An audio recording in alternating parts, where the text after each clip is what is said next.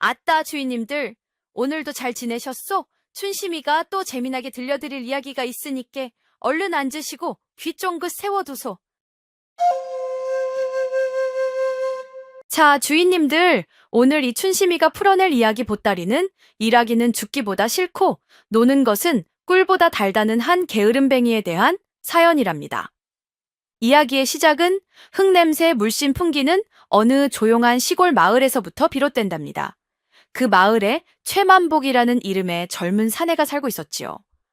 그의 하루는 남들이 밭을 갈고 논을 매러 나간 뒤 해가 중천에 떠서야 겨우 시작되었습니다. 그는 무거운 눈꺼풀을 억지로 들어 올리고는 대청마루에 큰 대자로 벌러덩 누워 하품을 쩍 하고 내뱉는 것으로 하루를 열었지요. 그의 눈에 땀 흘려 일하는 이웃들의 모습은 그저 어리석고 미련해 보일 뿐이었습니다. 저리 뼈 빠지게 일한들, 쌀 한 톨 더 생기나, 고기 한 점 더 생기나, 인생 뭐 있나, 편안한 게 장땡이지. 그의 아내 분이는 그런 남편을 볼 때마다 속이 터져 하루도 조용할 날이 없었습니다. 분이는 동트기 전부터 일어나 밥을 짓고 밭에 나가 김을 메고 저녁이면 길쌈까지 하는 그야말로 억척스럽고 생활력 강한 여인이었습니다. 그녀가 흙투성이가 되어 집으로 돌아왔을 때 만복이 마루에 누워 하품이나 하고 있는 모습을 보면 그녀의 속에서는 천불이 나다 못해 용암이 끓어오르는 듯 했지요. 이 인간아, 해가 엉덩이에 걸렸는데 아직도 이불 속이요? 당신은 손이 없소, 발이 없소? 내가 뼈 빠지게 벌어온 쌀로 밥술이나 뜨려면 최소한 마당이라도 쓸고 물이라도 길어다 놓아야 사람의 도리가 아니요. 하지만 만복은 그런 아내의 잔소리에 눈 하나 깜짝하지 않았습니다. 그는 오히려 하품을 쩍하며 되레 큰 소리를 쳤지요. 아이고, 허리야. 어제 나무 몇 개 했다고 온몸이 쑤시는구먼. 밥은 아직 멀었소? 시장에서 쓰러지겠네. 그 뻔뻔하고 능청스러운 태도에 분이는 기가 막혀 말문이 막힐 지경이었습니다. 그녀의 인생 최대의 실수는 번지르르한 외모와 그럴싸한 말솜씨에 속아 저런 게으름뱅이와 혼인한 것이라고. 그녀는 매일 밤 눈물로 한탄했지요. 만복의 게으름은 온 동네방네 모르는 이가 없을 정도였습니다. 마을 공동으로 길을 보수하는 날이면 그는 배가 아프다는 핑계로 드러누웠고 모내기철에는 허리가 아프다며 엄살을 피웠습니다. 그는 어떻게 하면 일을 덜 할까, 어떻게 하면 더 편하게 놀고 먹을까 하는 잔꾀를 부리는 데에만 그의 비상한 머리를 쓸 뿐이었지요. 그렇게 만복은 성실하게 땀 흘려 일하는 것의 소중함은 모른 채 그저 하루하루를 빈둥거리며 아내의 등골을 빼먹는 한심한 사내로 살아가고 있었습니다. 만복의 집에서는 매일 아침 똑같은 전쟁이 반복되었답니다. 그 전쟁의 시작은 늘 아내분이의 우렁찬 잔소리였지요. 이 인간아, 일어나시오. 옆집 돌쇠 아범은 벌써 밭 한 떼기를 다 갈았다는데 당신은 대체 언제까지 잠만 잘 것이오? 분이는 곤히 잠든 만복의 등짝을 사정없이 내리치며 고함을 질렀습니다. 하지만 만복은 이불을 머리끝까지 뒤집어 쓴 채 앓는 소리를 내며 꼼짝도 하지 않았지요. 아이고 분이야, 어젯밤부터 온몸이 으슬으슬한 것이 아무래도 내가 몸살이 단단히 든 모양이오. 오늘은 아무래도 꼼짝 못하겠으니 나 대신 밭에 좀 다녀와 주시오. 그의 그 뻔한 거짓말에 분이의 속은 또 한 번 뒤집혔습니다. 몸살, 당신은 360날 몸살이 아닌 날이 없지. 소도 당신보다는 부지런하겠소. 저 외양간의 누렁소도 새벽같이 일어나 밭을 가는데 당신은 소보다 못한 인간이야. 소보다 못한 인간. 그 말은 분이가 만복에게 하는 가장 심한 욕이자 가장 자주 하는 잔소리였습니다. 처음에는 그 말에 발끈하기도 했던 만복이었지만 이제는 하도 많이 들어서 귓등으로도 듣지 않았지요. 결국 분이는 포기한 듯 한숨을 푹 내쉬고 홀로 호미를 챙겨 밭으로 향했습니다. 그녀가 집을 나서는 것을 확인한 만복은 그제야 이불 속에서 슬그머니 고개를 내밀었지요. 그의 얼굴에는 아픈 기색이라고는 찾아볼 수 없었고, 오히려 아내를 골탕 먹였다는 생각에 실없는 미소가 걸려 있었습니다. 그는 아내가 차려놓은 아침밥을 깨 눈 감추듯 먹어치우고는 슬그머니 지게를 지고 집을 나섰습니다. 마치 이제라도 바치를 하러 가는 것처럼 말이지요. 하지만 그가 향한 곳은 밭이 아니었습니다. 그의 발걸음은 마을이 훤히 내려다 보이는 뒷산의 시원한 정자로 향하고 있었지요. 그곳은 만복의 비밀 아지트였습니다. 그는 정자 마루에 큰 대자로 벌러덩 드러누워 땀 흘려 일하는 마을 사람들을 내려다보며 혀를 찼습니다. 쯧쯧, 저 미련한 것들. 저리 힘들게 일하면 쌀이 나오나 돈이 나오나 나처럼 머리를 써야지, 머리를. 그는 시원한 바람을 맞으며 달콤한 낮잠에 빠져들었습니다. 그가 꿈속에서나마 부지런히 밭을 갈았는지는 며느리도 모를 일이지요. 해가 서산으로 기울어 아내분이가 돌아올 시간이 되면 그는 부랴부랴 정제서 내려왔습니다. 그리고는 일부러 자신의 얼굴과 옷에 흙을 묻히고 땀이라도 흘린 것처럼 이마에 물을 바른 뒤 집으로 돌아갔지요. 아이고, 분이야, 나 죽네. 오늘 하루 종일 밭을 갈았더니 허리가 끊어질 것 같구먼. 그는 마치 세상에서 가장 힘든 일을 하고 온 사람처럼 엄살을 부리며 아내가 차려주는 저녁상을 받아 먹었습니다. 분이는 남편의 그 뻔한 꼼수를 알면서도 차마 모른 척 속아줄 수밖에 없었지요. 그렇게 만복은 자신의 게으름을 합리화하고 아내의 잔소리를 피하기 위해 하루하루를 거짓말과 꼼수로 채워나가고 있었습니다. 그는 자신의 삶이 참으로 지혜롭고 편안하다고 생각했지요. 하지만 얕은 꾀는 언젠가 반드시 그 대가를 치르는 법이랍니다. 그날도 만복은 바치를 하러 가는 척 아내를 속이고 어김없이 뒷산 정자로 향했답니다. 그는 마루에 벌러덩 드러누워 콧노래를 흥얼거리며 달콤한 낮잠을 청하려 했지요. 그런데 바로 그때 그의 귓가에 낯선 목소리 하나가 들려왔습니다. 허허, 젊은이가 참으로 팔자가 좋아 보이는구먼. 이 좋은 날에 일은 하지 않고 잠만 자려 하니 말이오. 만복이 깜짝 놀라 고개를 들어보니 정자 기둥에 기대어 웬 낯선 노인 하나가 자신을 물끄러미 내려다보고 있었습니다. 노인은 허름한 삼벗을 입고 머리에는 삿갓을 썼으며 손에는 긴 지팡이를 짚고 있었지요. 내 보기에는 자네 얼굴에는 일하기 싫다는 네 글자가 큼지막하게 쓰여 있는 듯한데 말이오. 노인의 그 정곡을 찌르는 말에 만복은 얼굴이 화끈 달아올랐습니다. 그는 이 노인이 평범한 늙은이가 아님을 자신의 속내를 훤히 꿰뚫어 보고 있음을 직감했지요. 노인은 만복의 옆에 앉아 지팡이로 바닥을 툭툭 치며 아주 솔깃한 질문을 던졌습니다. 젊은이, 내가 자네의 소원을 들어줄 수도 있는데 혹 정말로 일하지 않고 평생을 배불리 먹고 편안하게 살고 싶은 마음은 없는가?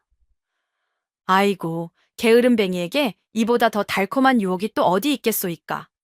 만복은 그 말을 듣자마자 귀가 번쩍 뜨이고 눈이 휘둥그레졌습니다. 그는 조금 전까지의 경계심은 까맣게 잊어버리고 노인의 바짓가랑이를 붙잡고 매달렸지요. 예, 어르신 정말이옵니까? 제발 제게 그 비법을 알려주십시오. 소원은 그것 하나뿐이옵니다. 일 안 하고 배불리 먹고 사는 것, 그것이 제 평생의 꿈이옵니다. 만복의 그 간절하고도 한심한 모습에 노인의 눈빛이 기묘하게 빛났습니다. 그 눈빛 속에는 그를 가엾게 여기는 연민과 함께 그의 어리석음을 비웃는 듯한 차가운 조소가 함께 서려 있었지요.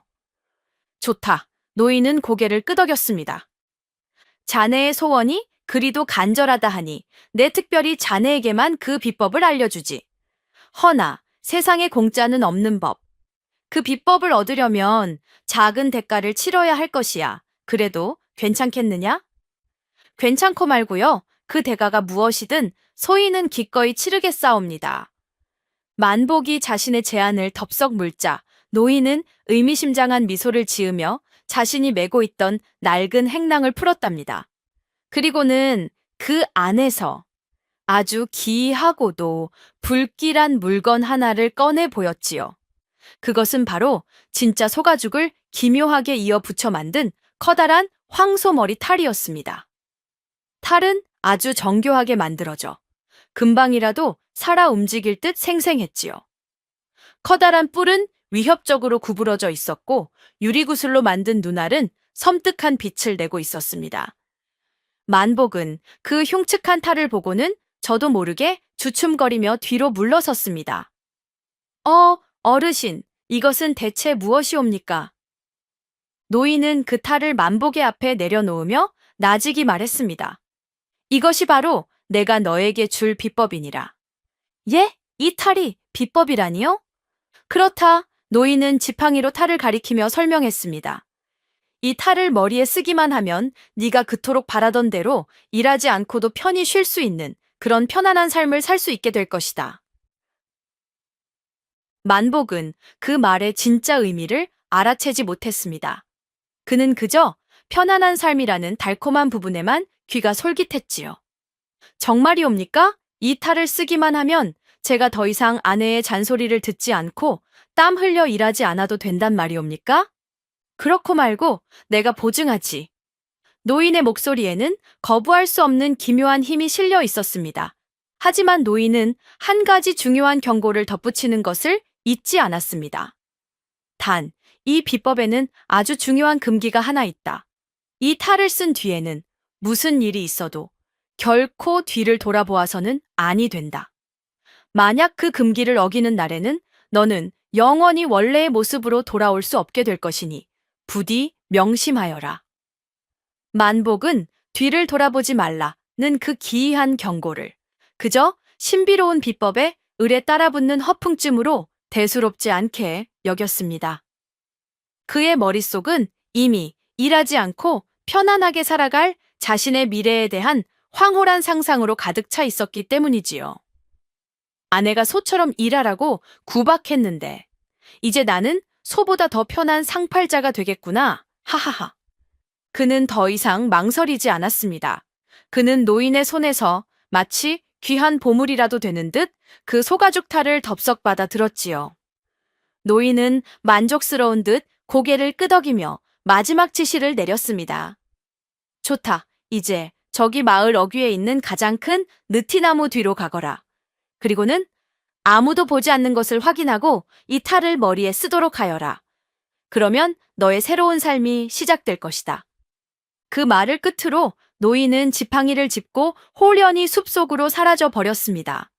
마치 처음부터 그곳에 없었던 사람처럼 만복은 자신의 손에 들린 소가죽 탈을 보며 벅찬 기대감에 가슴을 부풀렸습니다.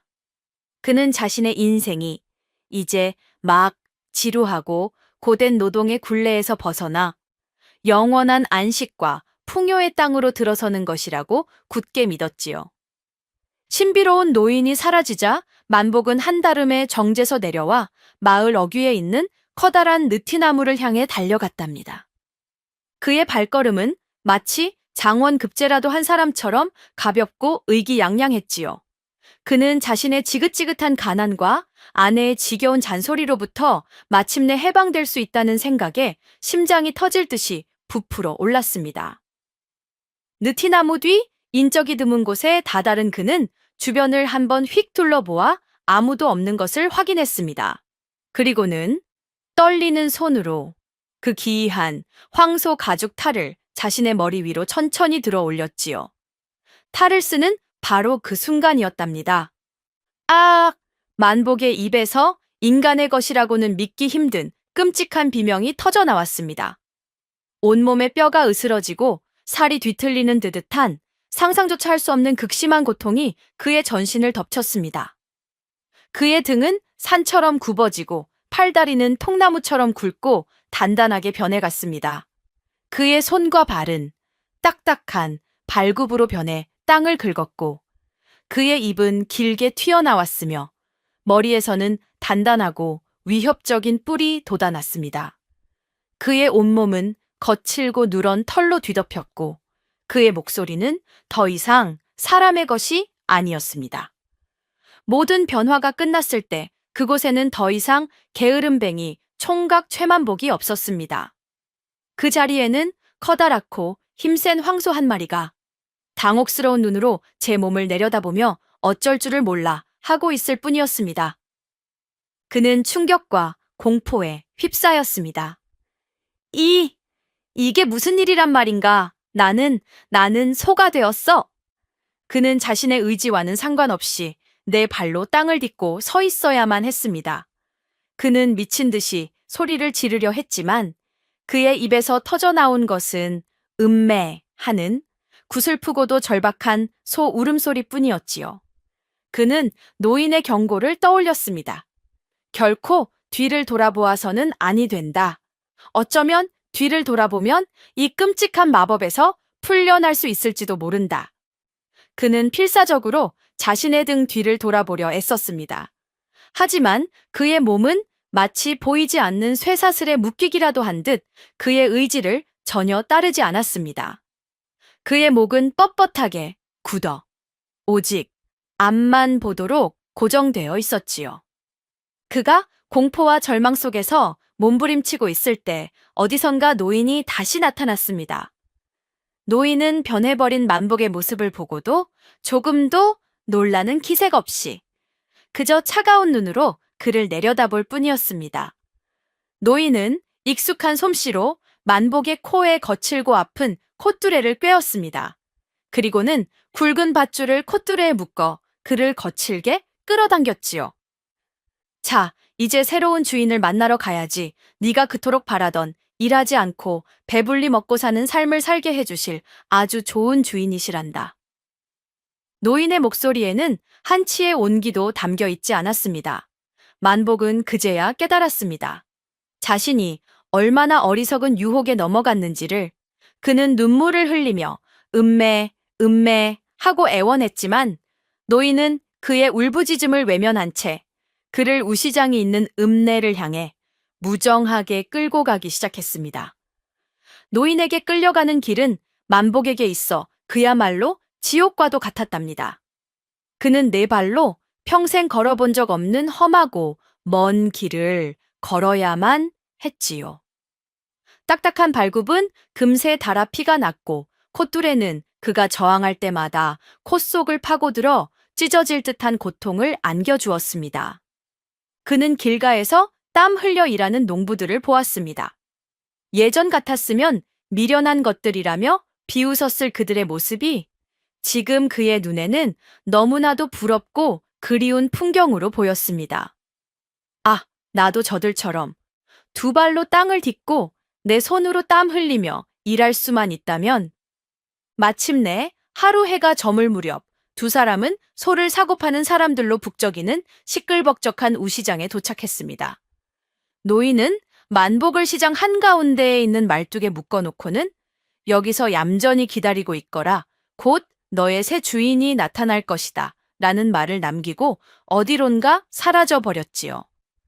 만복은 수많은 사람들 앞에서 한낱 팔려갈 운명의 짐승이 되어 수치심과 공포에 떨어야만 했습니다.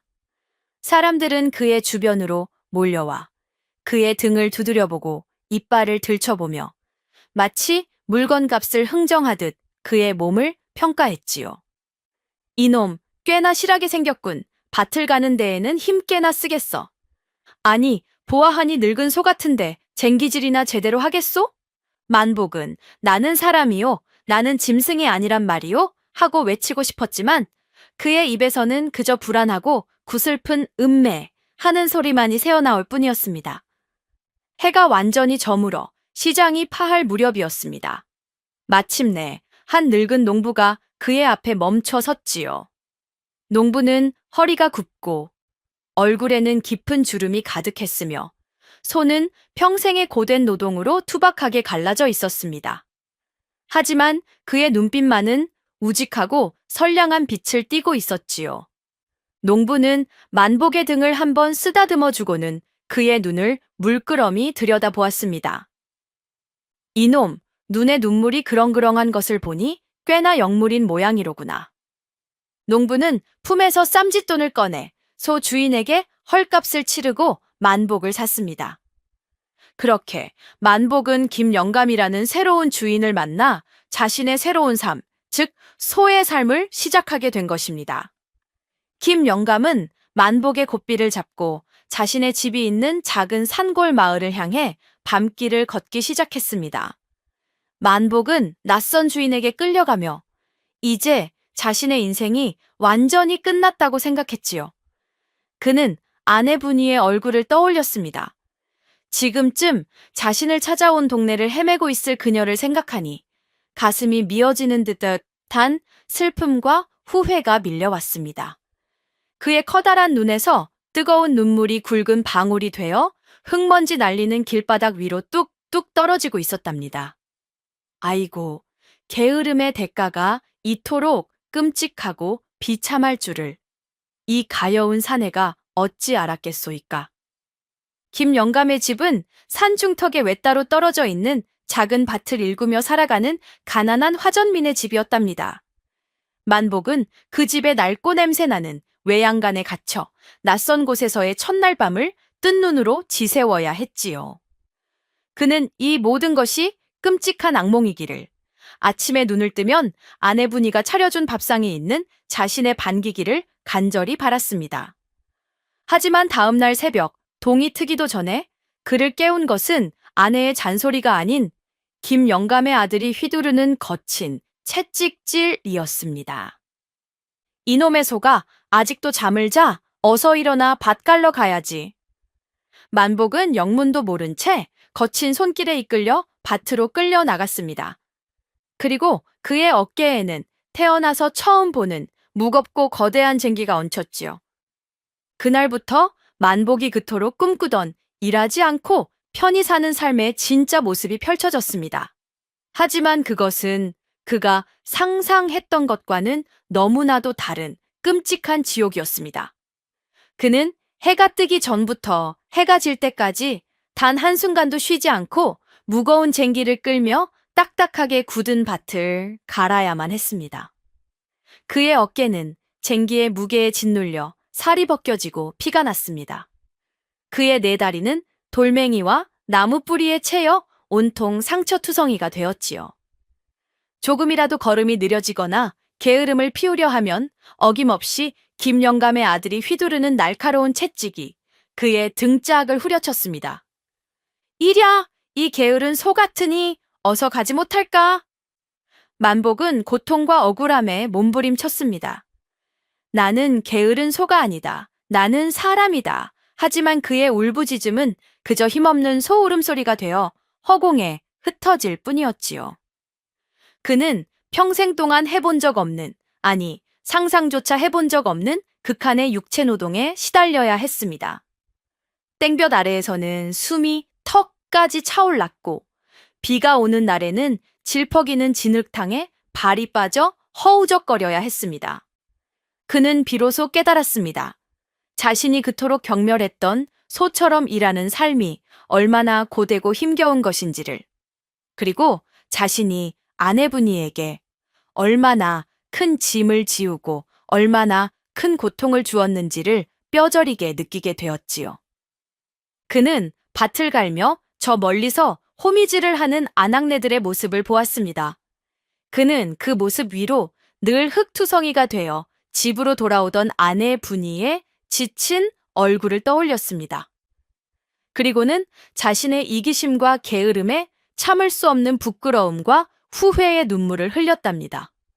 하루의 고된 노동이 끝나고 해가 저물어 캄캄한 밤이 찾아오면 만복은 녹초가 된 몸을 이끌고 다시 외양간으로 돌아왔답니다. 그는 너무나도 지쳐 당장이라도 쓰러져 잠들고 싶었지만 그의 뱃속에서는 꼬르륵 소리가 요란하게 울려댔지요. 그래, 고생한 만큼 저녁이라도 배불리 먹어야지. 분이가 해주는 따뜻한 쌀밥에 구수한 된장찌개. 아, 생각만 해도 군침이 도는구나. 그는 헛된 기대를 품고 자신의 밥그릇, 즉 쇠죽통 앞으로 다가갔습니다. 하지만 그의 앞에 놓인 것은 그가 그리워하던 따따도시한 떡, 마법의 때 치인데서 손질 산책에 가위당해. 안돼요. 차시 좀 쇠죽통 안에는 거칠고 뻣뻣한 집단과 고소한 냄새는커녕 시큼한 냄새가 나는 콩깻묵이 아무렇게나 뒤섞여 있었을 뿐이었지요. 그것이 바로 그가 앞으로 평생을 먹고 살아야 할 여물이었습니다. 만복은 자신의 눈을 의심했습니다. 이것을 먹으라고 사람이, 아니 소가 어떻게 이런 것을 먹는단 말인가. 그는 굶주림에 어쩔 수 없이 지푸라기 몇 가닥을 입에 넣고 씹어 보았습니다. 하지만 그것은 모래를 씹는 것처럼 거칠고 맛이 없었으며 도저히 목구멍으로 넘길 수가 없었지요. 그 순간 그의 눈앞에 아내분이가 차려주던 밥상의 모습이 아른거렸습니다. 비록 가난한 살림이라 반찬은 늘 소박했지만 그녀가 갓 지어준 따끈한 쌀밥은 얼마나 윤기가 자르르 흘렀으며 그녀가 끓여준 시래기국은 또 얼마나 구수하고 맛있었던가. 그는 늘 반찬이 이게 뭐여? 고기 반찬은 없소? 하며 투정을 부리기만 했었지요. 그는 깨달았습니다.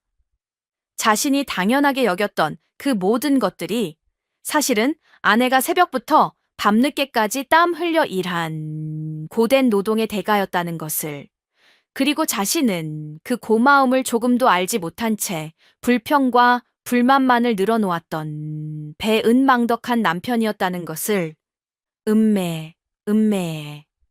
만복의 커다란 눈에서 뜨거운 눈물이 굵은 방울이 되어 뚝뚝 떨어져 내렸습니다. 그는 자신의 눈물을 쇠죽통 안에 거친 여물 위로 쏟아내며 서럽게, 너무나도 서럽게 울었습니다. 그는 아내가 그리웠습니다. 아내가 차려주던 밥상이, 아내의 따뜻한 온기가, 그리고 자신을 향해 퍼붓던 그 지겨웠던 잔소리마저도 사무치게 그리웠습니다. 그는 굶주림과 슬픔 속에서 깨달았습니다. 자신이 노인에게 소가 된 것이 아니라는 것을. 그는 이미 아내의 헌신에 기생하며 아무런 책임감도 고마움도 모른 채 살아가던 사람의 탈을 쓴 소나 다름없었다는 것을. 그날 밤 만복은 처음으로 눈물에 젖은 거친 여물을 억지로 삼키고 또 삼켰습니다. 그것은 단순한 음식이 아니었습니다. 그것은 바로 그가 치러야 할 게으름과 어리석음의 대가였던 것입니다. 만복의 고되고 서러운 소의 삶 속에도 아주 작고 따뜻한 한 줄기 위안이 찾아왔답니다. 그것은 바로 주인 김영감의 어린 손자, 도리라는 아이였습니다. 도리는 이제 갓 7살이 된 순수하고 마음씨 고운 아이였습니다. 그는 할아버지가 새로 데려온 이 커다란 누렁소를 조금도 무서워하거나 짐승 취급하지 않았지요. 오히려 그는 깊은 슬픔이 담긴 누렁소의 커다란 눈망울을 보고는 그에게 누렁이라는 정겨운 이름을 붙여주고 자신의 유일한 친구로 삼아주었습니다. 모두가 잠든 깊은 밤이 되면 도리는 어른들 몰래 등불 하나를 들고 외양간으로 찾아오곤 했습니다. 그리고는 만복의 등을 부드럽게 쓰다듬어주며 그날 있었던 소소한 일들을 제잘제잘 이야기해 주었지요. 누렁아, 오늘 밭일하느라 힘들었지? 내가 아까 봤는데 아버지가 자꾸 채찍질해서 너 많이 아팠겠다. 내가 내일은 아버지한테 그러지 말라고 꼭 말해줄게. 누렁아, 내가 오늘 서당에서 천자문을 배웠는데 하늘천, 따지 하고. 근데 너무 어려워서 혼났어. 너는 글자 같은 거 몰라도 되니까 좋겠다. 만복은 말을 할 수가 없었기에 그저 고개를 끄덕이거나 따뜻한 콧김을 뿜어주는 것으로 아이의 말에 대답을 대신했습니다. 도리의 그 순수한 위로는 짐승으로 변해버린 자신의 처지에 절망하고 있던 만복의 마음에 아주 큰 울림을 주었습니다. 도리는 종종 자신의 품속에서 무언가를 주섬주섬 꺼내 만복의 입에 넣어주곤 했습니다. 누렁아, 이거 먹어. 집단만 먹으면 맛없잖아. 이건 비밀이야. 알았지? 만복은 도리가 주는 음식을 눈물을 삼키며 받아 먹었습니다. 만복은 도리의 작은 머리를 자신의 커다란 머리로 부드럽게 비벼주며 고마움을 표현했습니다. 그는 생각했지요. 내가 만약 사람의 몸으로 돌아갈 수만 있다면 이 아이의 은혜는 평생 잊지 않으리라. 그리고 내 아내분이에게, 그리고 앞으로 내가 만날 모든 사람들에게 나 또한 이 아이처럼 따뜻한 마음을 가진 사람이 되리라. 그러던 어느 맑은 오후였습니다. 만복은 여느 때처럼 김영감의 밭에서 마지막 볕단을 나르고 있었지요. 그때 저 멀리 밭둑 길을 따라 웬 낯선 아낙네 하나가 무언가를 애타게 찾는 듯 이곳저곳을 기웃거리며 걸어오고 있는 모습이 그의 눈에 들어왔습니다. 처음에는 그저 지나가는 나그네이겠거니 했습니다. 하지만 그 아낙네가 점점 더 가까이 다가오자 만복은 자신의 심장이 쿵 하고 바닥으로 떨어지는 듯한 충격을 받았습니다. 그 아낙네는 바로 자신이 꿈속에서도 그토록 그리워하던 아내분이었던 것입니다. 분이의 모습은 예전과는 많이 달라져 있었습니다. 곱던 얼굴은 볕에 그을리고 수심에 가득 차 반쪽이 되어 있었으며 입고 있는 옷은 해지고 낡아 있었습니다. 그녀는 아마도 갑자기 사라져버린 남편을 찾아 온 나라를 헤매고 다녔던 것이 틀림없었지요. 분이야. 만복은 저도 모르게 그녀의 이름을 목 놓아 부르짖었습니다. 하지만 그의 입에서 터져나온 것은 음매 하는 더욱더 구슬프고 절박한 소 울음소리뿐이었습니다. 그의 울음소리에 놀랐는지 분이가 잠시 걸음을 멈추고 그가 있는 밭 쪽을 쳐다보았습니다. 두 사람의 시선이 아주 잠시 허공에서 마주쳤습니다. 만복은 그녀를 향해 달려가고 싶었지만 그의 발은 땅에 묶인 듯 꼼짝도 하지 않았습니다. 분이의 눈에 그는 그저 밭에서 일하는 평범한 누렁소 한 마리로 보였을 것입니다. 그녀는 잠시 그를 쳐다보다가 이내 깊은 한숨을 내쉬고는 다시 고개를 돌려 자신의 갈 길을 갔습니다. 그녀의 지친 어깨가 가을 햇살 아래 너무나도 외롭게 떨리고 있었지요. 만복은 멀어져 가는 아내의 뒷모습을 그저 만견자실하게 바라볼 수밖에 없었습니다. 그는 소리 없이 뜨거운 눈물을 흘렸습니다. 이제는 후회조차 할 수 없는 자신의 어리석은 선택이 자신뿐만 아니라 가장 사랑하는 사람까지 이토록 불행하게 만들었다는 사실에 그의 가슴은 갈기갈기 찢어지는 듯 했습니다. 그는 자신의 코에 걸린 콧뚜레와 자신의 등에 남은 채찍 자국이 얼마나 끔찍한 죄의 낙인인지를 깨달았습니다. 그는 결심했습니다. 만약 기회가 주어진다면, 만약 단 한 번이라도 다시 사람으로 돌아갈 수 있는 기회가 주어진다면, 그는 자신의 남은 평생을 오직 아내분이를 위해 그녀의 눈에서 눈물을 닦아주는 데에만 바치리라고. 아내분이의 수척한 모습을 목격한 그날 이후 만복의 마음속에서는 거대한 변화의 폭풍이 일었답니다. 그는 소의 눈을 통해 자신이 그토록 외면하고 경멸했던 세상의 진짜 모습을 아주 고통스럽고도 겸허하게 마주하기 시작했지요. 그는 밭을 갈며 새벽 이슬을 맞으며 밭으로 나오는 농부들의 모습을 보았습니다. 그들의 얼굴에는 밤새 잠을 설친 피곤함이 가득했지만 그들의 눈빛에는 오늘 하루의 수확에 대한 소박한 기대와 가족을 먹여 살려야 한다는 굳건한 책임감이 함께 서려 있었습니다. 그는 땡볕 아래에서 허리가 끊어질 듯한 고통을 참아가며 김을 매는 아낙네들의 모습을 보았습니다. 그들의 손과 발은 투박하게 갈라져 있었지만 그들의 입에서는 힘든 노동의 고통을 잊으려는 듯 구성진 노랫가락이 흘러나오고 있었지요. 그는 부끄러웠습니다. 자신은 그동안 그 숭고한 노동을 비웃으며 어떻게든 그 의무에서 벗어나려는 잔꾀만 부려왔으니 자신이야말로 짐승보다도 못한 존재가 아니었는가. 그는 자신이 아내에게 했던 모든 말과 행동들을 떠올리며 깊은 후회에 몸을 떨었습니다. 그녀가 땀 흘려 차려준 밥상을 맛이 없다고 투정 부렸던 일, 그녀가 밤새워 지어준 새 옷을 촌스럽다며 쳐다보지도 않았던 일, 그리고 무엇보다 힘들게 일하고 돌아온 그녀에게 따뜻한 위로의 말 한마디는커녕 오히려 짜증과 불평만을 늘어놓았던 자신의 그 이기적이고 어리석었던 모습들. 만복은 밭고랑의 얼굴을 묻고 소리 없이 울었습니다. 그는 자신이 잃어버린 것이 단순히 사람의 몸뿐만이 아니라는 것을 깨달았습니다. 그는 사랑하는 아내의 믿음을 그리고 한 인간으로서의 존엄과 가치를 모두 제 손으로 내팽개쳐 버렸던 것입니다. 그는 더 이상 사람으로 돌아가 예전처럼 편안하게 살고 싶다는 헛된 꿈을 꾸지 않았습니다. 그는 그저 이 소의 몸으로 남아 자신의 죄를 씻을 수 있기를, 그리고 언젠가 아내분이를 다시 만나 내가 잘못했다는 그 한마디 말이라도 전할 수 있기를 간절히 바랄 뿐이었습니다.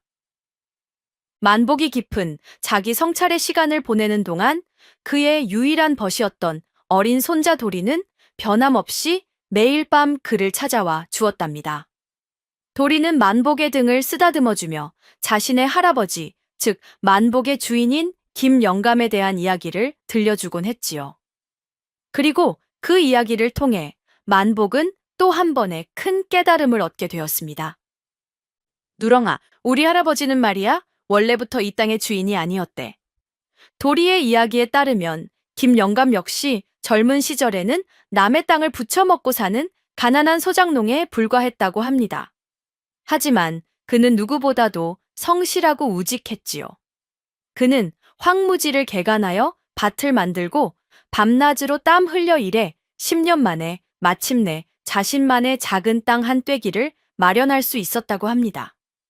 사람들은 모두 저 땅은 돌멩이뿐이라 농사를 지을 수 없는 버려진 땅이라고 했대. 하지만 할아버지는 포기하지 않으셨어. 10년 동안 매일같이 밭에 돌을 골라내고 땀으로 걸음을 주셨지. 저기 저 밭에 흙 한 줌, 돌멩이 하나에 우리 할아버지의 피와 땀이 모두 스며들어 있는 거야. 도리는 자랑스러운 표정으로 김영감이 평생을 바쳐 일군 그 넓은 밭을 가리켰습니다. 만복은 그 밭을 바라보며 할 말을 잃었습니다.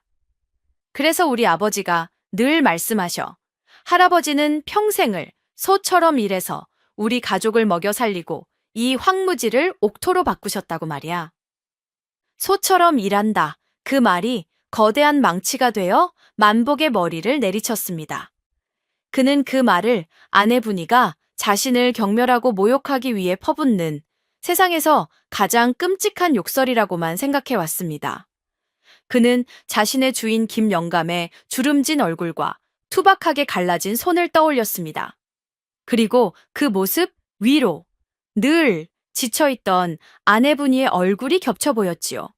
그리고 자신은 그들의 그 숭고한 희생에 기생하여 빈둥거리기만 했던 한심한 기생충에 불과했던 것입니다.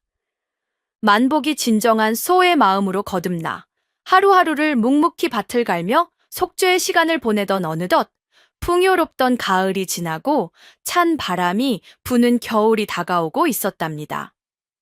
가을 거디가 모두 끝나 텅 빈 밭에는 하얀 서리가 내리기 시작했지요. 이제 밭을 갈 일이 없어지자 만복은 대부분의 시간을 외양간에서 보내게 되었습니다. 하지만 그는 더 이상 예전처럼 빈둥거리지 않았습니다. 하지만 그가 아무리 성실하게 일한다 한들 그는 이제 더 이상 젊고 힘센 소가 아니었습니다. 지난 1년 동안의 고된 노동으로 그의 몸은 눈에 띄게 쇠약해져 있었고 걸음걸이 또한 예전 같지 않게 힘이 없어 보였지요. 어느 날 저녁 만복은 외양간에 누워 있다가 주인 김영감과 그의 아들이 나누는 대화를 우연히 엿듣게 되었습니다. 아버님, 이제 저 누렁이도 늙어서 내년 봄에 밭을 갈기는 힘들어 보입니다. 기력이 많이 쇠한 것 같습니다. 아들의 목소리에는 안타까움이 묻어 있었습니다. 김영감은 깊은 한숨을 내쉬며 대답했지요. 그러게나 말이다. 올 한 해 우리 집 농사를 짓느라 고생이 많았는데 쯧쯧 불쌍한 것. 바로 그때 아들의 입에서 만복의 심장을 얼어붙게 만드는 무서운 말이 흘러나왔습니다. 아버님, 이왕 이렇게 된 것, 더 기력이 빠지기 전에 저 늙은 소를 우시장에 내다 팔아 고깃값이라도 받는 것이 어떻겠사옵니까? 그 돈으로 내년 봄에 젊고 힘센 새 소를 한 마리 드려야지요. 고깃값 그 한마디가 비수처럼 날아와 만복의 심장에 박혔습니다. 그는 온몸이 차갑게 식는 듯한 생애 처음 느껴보는 극심한 공포에 휩싸였습니다. 그렇구나. 이것이 바로 늙고 병든 소의 운명이구나. 평생을 주인에게 충성하고 헌신했지만 쓸모가 없어지면 결국에는 도살장에 끌려가 한낱 고깃덩어리가 되어 생을 마감하게 되는 것. 그는 죽음이 두려웠습니다. 아직 아내분이를 다시 만나 용서를 구하지도 못했는데 이대로 비참하게 죽을 수는 없었습니다. 그는 공포에 질려 외양간 구석에서 온몸을 사시나무 떨듯 떨기 시작했지요. 김 영감은 아들의 현실적인 제안에 아무런 대답도 하지 못하고 그저 묵묵히 담배만 태우고 있을 뿐이었습니다. 그의 마음속에서도 평생을 함께 해온 늙은 소에 대한 연민과 가난한 살림을 꾸려나가야 하는 가장으로서의 현실적인 고민이 치열하게 싸우고 있었던 것이겠지요. 만복에게는 그 밤이 세상에서 가장 길고 어두운 밤이었습니다. 그는 뜬 눈으로 밤을 새우며 자신의 코앞까지 다가온 차가운 죽음의 그림자를 온몸으로 느끼고 있었습니다. 아이고, 이를 어쩐단 말이오. 우리 만복이가 이대로 허무하게 죽음을 맞이하게 되는 것은 아닌지 가슴이 철렁 내려앉는구려. 다음 날 아침, 만복은 마치 사형 선고를 기다리는 죄수처럼 공포에 떨며 외양간에 웅크리고 있었답니다. 김 영감의 아들이 자신을 우시장으로 끌고 갈 밧줄을 들고 언제 들이닥칠지 모른다는 생각에 숨조차 제대로 쉴 수가 없었지요. 그런데 그의 앞에 나타난 것은 김 영감의 아들이 아니라 눈이 퉁퉁 붓도록 울어서 빨개진 어린 손자 도리였습니다. 도리는 외양간으로 달려오자마자 만복의 커다란 목을 끌어안고 서럽게 울음을 터뜨렸습니다. 누렁아, 가지마. 가면 안 돼. 아버지가 너를 팔러 간대. 그러면 나쁜 아저씨들이 너를 잡아먹을 거야. 도리는 간밤에 할아버지와 아버지가 나누는 대화를 모두 엿들었던 것입니다. 그는 자신의 유일한 친구인 누렁이가 도살장에 끌려가 죽게 될 것이라는 사실을 알고는 밤새도록 이불 속에서 눈물을 흘렸던 것이지요. 만복은 자신을 끌어안고 우는 이 작은 아이를 보며 가슴이 미어지는 듯한 슬픔을 느꼈습니다. 그는 도리의 작은 등을 자신의 커다란 머리로 부드럽게 비벼주며 말없이 그를 위로해 주었습니다. 잠시 뒤 김 영감이 무거운 표정으로 외양간에 들어섰습니다. 그의 손에는 만복을 끌고 갈 굵은 밧줄이 들려 있었지요. 그는 손자의 우는 모습을 보고는 차마 발길이 떨어지지 않는 듯 착잡한 표정으로 서 있을 뿐이었습니다. 그때 도리가 할아버지의 바짓가랑이를 붙잡고 눈물로 애원하기 시작했습니다. 할아버지, 제발 우리 누렁이를 죽이지 말아주세요. 네, 누렁이는 제 친구란 말이에요. 누렁이가 없으면 저는 이제 누구랑 놀아요. 도리는 땅바닥에 주저앉아 통곡하며 할아버지에게 매달렸습니다. 제가 앞으로는 밥도 안 남기고 다 먹을게요. 할아버지 말씀도 잘 듣고 서당 공부도 열심히 할게요. 그러니 제발 우리 누렁이만은 팔지 말아주세요. 제가 크면 제가 돈 벌어서 할아버지께 더 좋은 소 사드릴게요. 제발요, 할아버지. 어린 손자의 그 진심 어린 눈물과 기특하고도 애처로운 약속에 평생을 무뚝뚝하게 살아온 김 영감의 눈시울마저 붉게 물들었습니다. 그는 손에 들고 있던 밧줄을 땅바닥에 힘없이 떨어뜨렸지요. 그는 손자의 곁에 쪼그려 앉아 눈물을 닦아주며 힘겹게 입을 열었습니다. 도리야, 할애비도 그러고 싶지 않단다. 허나 우리 집 형편에 일 못하는 늙은 소를 계속 먹여 살릴 수는 없는 노릇이 아니냐. 우리도 먹고 살아야지. 그날 밤 만복은 외양간에 누워 깊은 고뇌에 빠져 있었답니다. 자신을 위해 울어준 어린 도리와 자신 때문에 갈등하는 주인 김 영감을 보며 그는 더 이상 이 집의 짐이 되어서는 안 되겠다고 생각했지요. 그렇게 모든 것을 체념하고 쓸쓸한 죽음을 각오하며 희미하게 잠이 들었을 때였습니다. 그의 꿈속에 아주 오랜만에 그에게 소가 되는 탈을 주었던 그 신비로운 노인이 나타난 것이 아니겠소. 노인은 예전과 똑같은 모습으로 지팡이를 짚고 그의 앞에 서 있었습니다. 하지만 그의 눈빛은 예전의 그 차가운 조소가 아닌 어딘지 모르게 따뜻하고 인자한 빛을 띠고 있었지요. 만보가 노인이 그의 이름을 불렀습니다. 네, 이제 지난날의 어리석음을 깊이 뉘우쳤느냐. 만복은 꿈속에서 눈물을 흘리며 고개를 끄덕였습니다. 그는 노인의 앞에 엎드려 자신의 모든 과오를 참회하고 용서를 빌었습니다. 노인은 그런 만복을 자비로운 눈으로 내려다보며 말했습니다. 고통이야말로 인간을 가장 크게 성장시키는 스승이니라. 너는 소의 몸을 빌어 비로소 진정한 인간의 도리를 깨닫게 되었구나. 하늘이 너의 그 진심 어린 뉘우침을 가상히 여겨 내게 마지막 기회를 주기로 하셨다. 기회라니요? 어르신, 만복이 떨리는 목소리로 물었습니다. 노인은 그의 곁에 앉아 아주 중요한 비법을 알려주었습니다. 잘 듣거라. 네가 진정으로 과거의 게으른 삶을 버리고 땀 흘려 일하는 성실한 인간으로 다시 태어날 각오가 되었다면 내가 너를 구원할 길을 알려주마. 노인은 밭에 심겨 있는 하얀 물을 가리키며 말했습니다. 내일 아침 해가 뜨기 전에 저 밭으로 가거라. 그리고 네가 지난 1년 동안 흘렸던 그 후회의 눈물, 그리고 너를 아껴준 이들에 대한 감사의 눈물을 떠올리며 그 눈물로 밭의 물을 깨끗이 씻어 한 입 베어 먹어라. 그러면 너를 올가매고 있던 모든 저주가 풀리고 너는 다시 사람의 몸을 되찾게 될 것이다.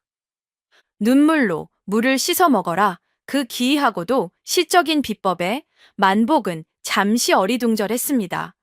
노인은 말을 맺었습니다. 허나 만보가 이것은 하늘이 주는 마지막 기회이자 마지막 시험이다.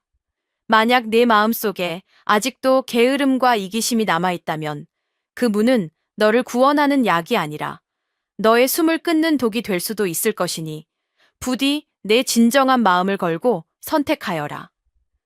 그 말을 끝으로 노인의 모습은 새벽 안개처럼 희미하게 사라져 버렸습니다. 만복은 잠에서 깨어났습니다. 그의 온몸은 식은땀으로 흠뻑 젖어 있었지요. 꿈은 너무나도 생생하여 마치 현실처럼 느껴졌습니다. 그는 자신의 앞에 놓인 이 마지막 기회를 과연 어떻게 받아들여야 할지 떨리는 마음을 진정시킬 수가 없었답니다. 꿈에서 깨어난 만복은 한치의 망설임도 없었답니다. 노인의 말이 진실이든 혹은 자신을 시험하는 또 다른 함정이든 그에게는 이것이 마지막 기회라는 것을 직감했기 때문이지요. 그는 더 이상 잃을 것이 없었습니다. 그는 기꺼이 자신의 모든 것을 걸고 이 마지막 시험에 임하기로 굳게 결심했습니다. 문제는 어떻게 이 튼튼한 외양간을 빠져나가 저 멀리 있는 무밭까지 가느냐는 것이었지요. 외양간의 문은 굳게 닫혀 있었고 그의 몸은 늙고 지쳐 예전 같은 힘을 낼 수가 없었습니다. 하지만 그에게는 이전에는 없었던 강인한 의지라는 것이 생겼습니다. 그는 아내분이를 다시 만나야 했습니다.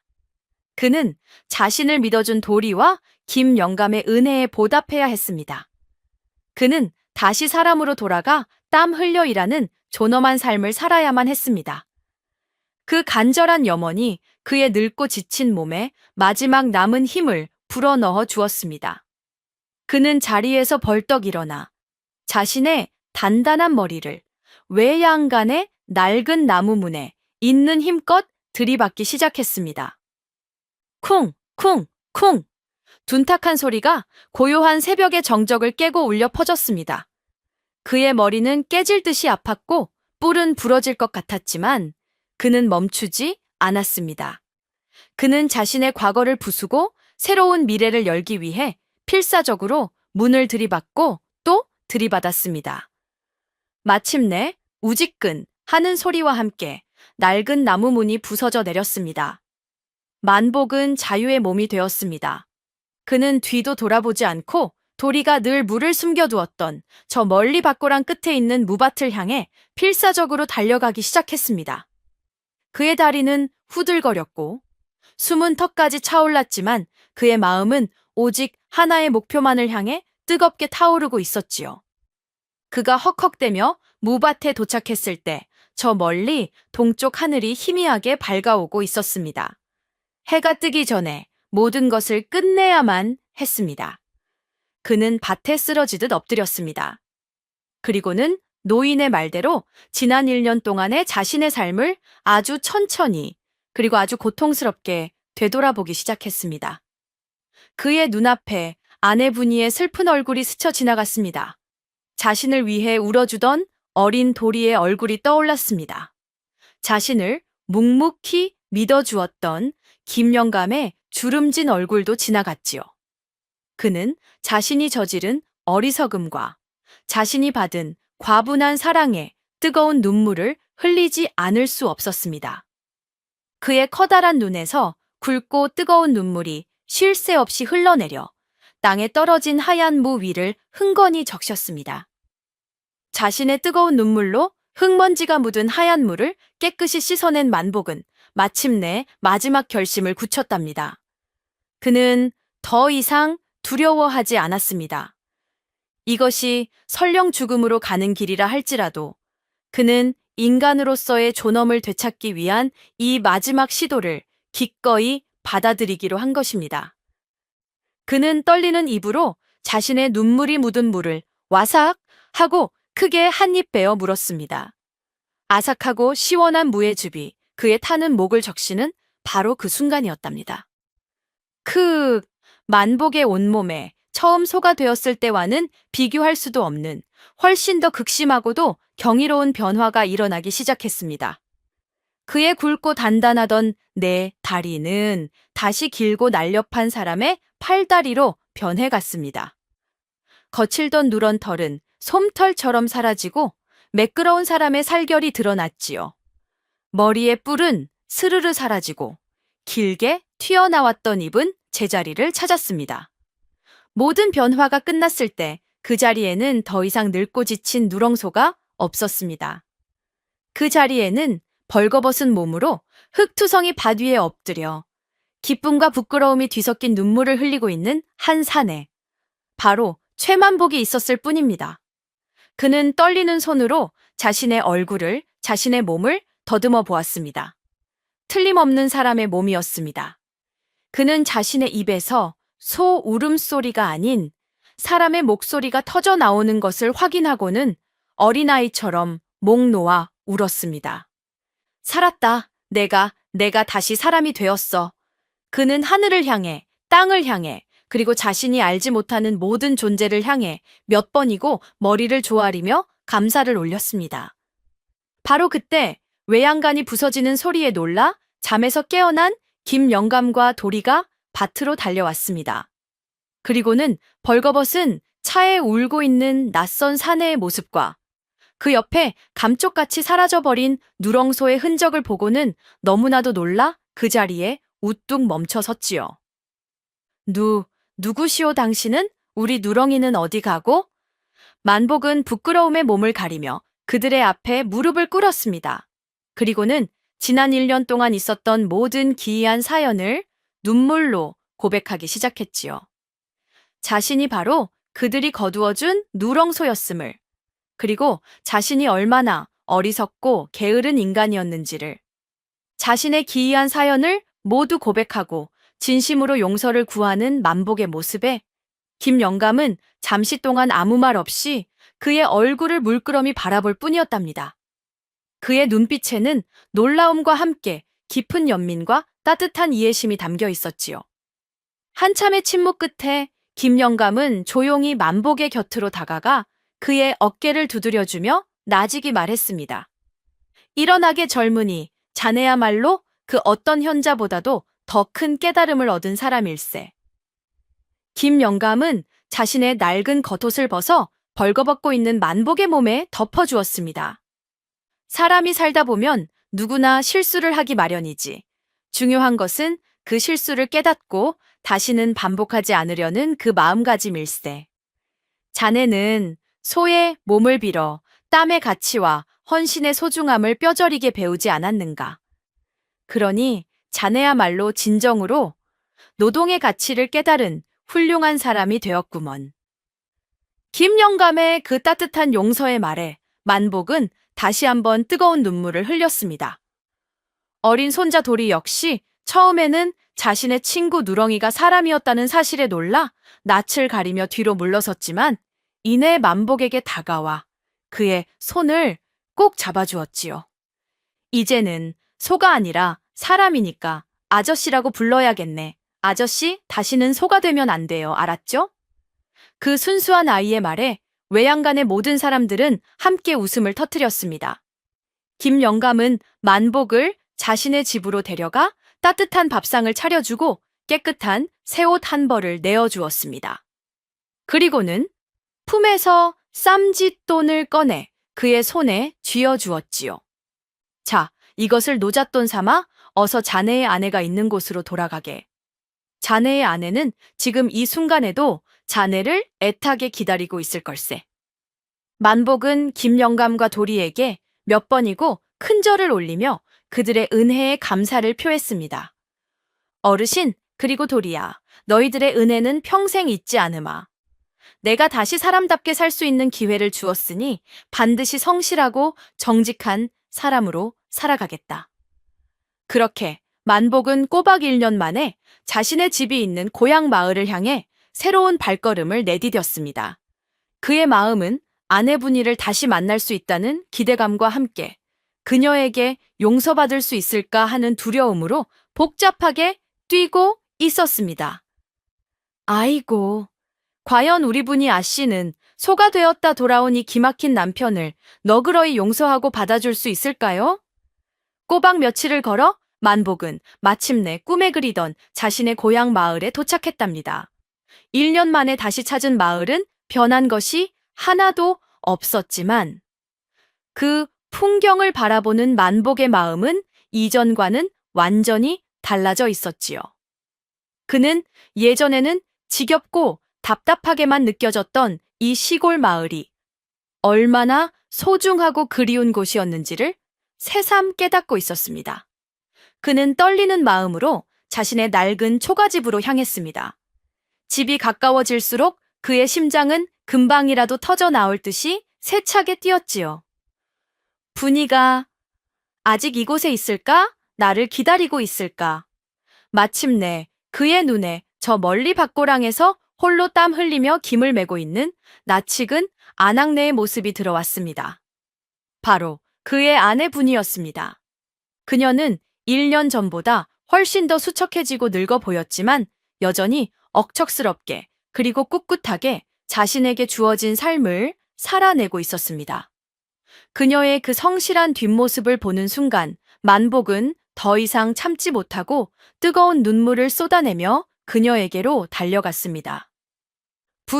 분이야. 자신을 부르는 목소리에 분이가 깜짝 놀라 고개를 들었습니다. 그녀의 눈앞에는 지난 1년 동안 죽었는지 살았는지 생사조차 알 수 없었던 남편 만복이 눈물을 흘리며 서 있었지요. 분이는 순간 자신의 눈을 의심했습니다. 그녀는 들고 있던 호미를 떨어뜨리고 그 자리에 우뚝 멈춰 섰지요. 그녀의 얼굴에는 반가움과 원망, 그리움과 분노가 뒤섞인 복잡한 표정이 스쳐 지나갔습니다. 당신, 만복은 아내의 앞에 쿵 소리가 나게 무릎을 꿇었습니다. 그리고는 흙바닥에 이마를 대고 눈물로 자신의 모든 죄를 고백하기 시작했지요. 분이, 내가 잘못했소. 내가 사람이 아니었소. 그는 자신이 얼마나 게으르고 어리석었는지, 그녀의 헌신과 사랑을 얼마나 하찮게 여겼는지, 그리고 그 벌로 자신이 어떤 끔찍한 시련을 겪었는지를 하나도 숨김없이 모두 털어놓았습니다. 나는 정말로 소가 되었소. 그리고 소가 되어서야 비로소 당신이 나에게 늘 하던 그 말이 얼마나 무서운 진실이었는지를 깨달았소. 내가 정말로 소보다 못한 놈이었소. 여보, 제발 이 죄인을 용서해 주시오. 그는 어린아이처럼 아내의 바짓가랑이를 붙잡고 서럽게, 너무나도 서럽게 울었습니다. 분이는 남편의 그 믿을 수 없는 고백을 아무 말 없이 끝까지 다 들어주었습니다. 그녀는 처음에는 이 인간이 또 무슨 해괴한 거짓말을 하는가 하고 생각했지만 그의 눈물 속에 담긴 진심, 어린 뉘우침과 이전과는 비교할 수 없을 만큼 깊고 성숙해진 그의 눈빛을 보고는 모든 것을 이해하고 용서하게 되었습니다. 그녀는 말없이 자신의 거친 손으로 남편의 얼굴에 묻은 눈물과 흙먼지를 닦아주었습니다. 그리고는 나지기 하지만 따뜻한 목소리로 말했지요. 일어나시오 서방님, 집에 갑시다. 따뜻한 밥 지어드리겠습니다. 그 한마디에 만복의 지난 1년간의 모든 고통과 서름이 봄눈 녹듯 스르르 녹아내리는 듯 했답니다. 집으로 돌아온 만복은 그날 이후 완전히 새로운 사람으로 다시 태어났답니다. 그는 더 이상 해가 중천에 떠야 일어나는 게으름뱅이 최만복이 아니었지요. 그는 누구보다도 먼저 동이 트기도 전에 일어나 아내를 위해 아궁이에 불을 지피고 아침상을 차리는 것으로 하루를 시작했습니다. 그리고는 아내가 차에 말리기도 전에 스스로 쟁기를 짊어지고 밭으로 향했지요. 그의 밭 가는 솜씨는 그 어떤 숙련된 농부보다도 더 훌륭했습니다.